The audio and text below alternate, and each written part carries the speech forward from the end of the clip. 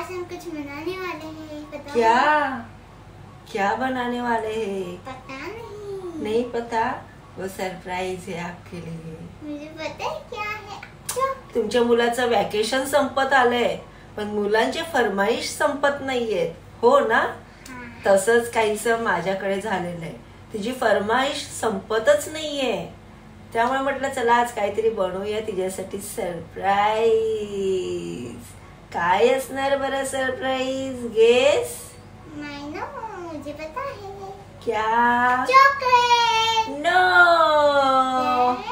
Chocolate तो नहीं बनाऊंगी मैं। वो आप बाद में देखो और मुझे बताओ वो क्या है, समझे? ठीक है। ठीक आहे, चला आजच्या रेसिपीला सुरुवात करूया. मी एक वाटी घेतलेली आहे. साधारण अर्धी वाटी मी दूध घेतलेलं आहे आणि त्यामध्ये मी टाकते 2 चम्मच साखर आणि 2 चम्मच ड्राय ईस्ट टाकते मी आणि त्याला चांगलं मिक्स करून घेते. म्हणजे साखर विरघळेल आपली, म्हणून मी मिक्स करून घेते छान. आणि मुलांसोबत रेसिपी बनवणं म्हणजे खूप अवघड काम आहे. कारण मी बनवत होती तिचं मध्ये मध्ये चालत होतं. तर मी मिक्स केलेलं आहे आणि त्याला झाकण ठेवून मी 15 मिनटं तसंच ठेवलेलं आहे. याला अजिबात हात लावलेला नाही आहे मी. 15 मिनटं हलवलेलं सुद्धा नाही आहे. तर आता तुम्ही बघू शकता की आपलं ईस्ट आहे ते 15 मिनटानंतर ॲक्टिव्ह झालेलं आहे. त्यानंतर मी एका बाउलमध्ये साधारण 1.5 वाटी मैदा घेतलेला आहे. म्हणजे छोटीची मस्ती चालू होती. तिचं चाललेलं की मम्मा मला पण दे बनवायला, मी बनवते. तर त्यामध्ये मी तिच्यासोबत बोलता बोलता मी बेकिंग सोडा टाकलेला आहे आणि ॲक्टिव्ह झालेलं आपलं ईस्ट टाकलेलं आहे त्यामध्ये आणि पीठ चांगलं मळून घेतलेलं आहे. बघू शकता पीठ कसं अगदी सॉफ्ट झालेलं आहे, मळलेलं आहे मी. छान डो आपला तयार झालेला आहे. याला मी जवळजवळ अर्धा तास मी असंच झाकून ठेवते. थोड्या वेळानंतर तुम्ही बघतील तर तुम्हाला अजून ते ॲक्टिव्ह झालेलं दिसणार आपलं डो.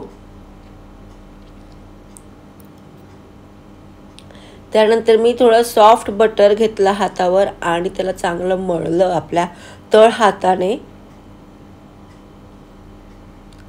आणि बघा आपला डो इतका सॉफ्ट झालेला आहे ना. आणि त्याला मी आहे ना मळताना ना खालच्या बाजूने फोल्ड करून त्याला मळलेलं आहे आणि त्याचे मी 4 काप केलेले आहेत. कारण मला जास्त बनवायचं नव्हतं. मी 4च डोनट्स बनवलेले छोटीसाठी. आणि त्याला चांगलं असं मी राऊंड शेप देऊन चांगला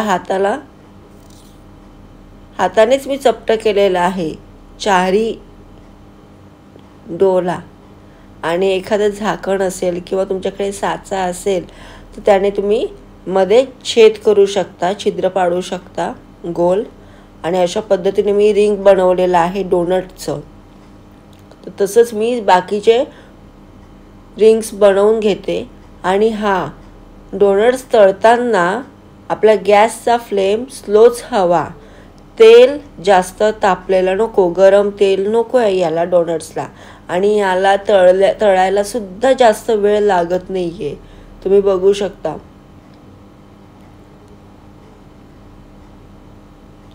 एक बाजू झाल्यानंतर ना ते आपोआप आपल्या डोनट्स रिंग वरती येते आणि त्याला अलगद पलटी मारायची आहे. सतत पलटी मारायचं नाही आहे किंवा फिरवायचं नाही आहे त्याला. बघा अलगद मी पलटी मारलेली आहे डोनट्सला.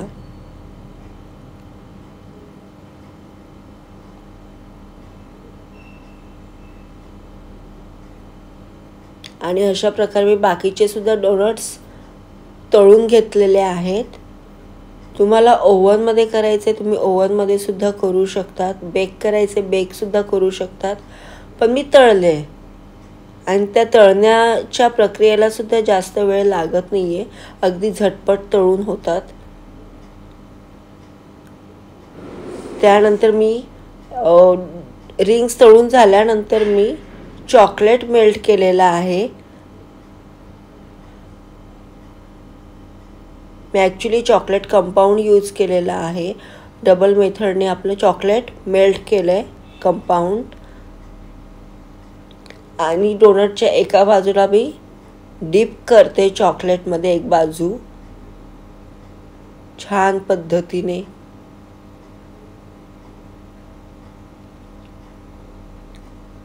बाकीचे सुद्धा मी डोनट्स तसेच करते. रिंग डीप करते चॉकलेट्समध्ये आणि वरून स्प्रिंकल्स टाकून मस्त त्याला डेकोर करते.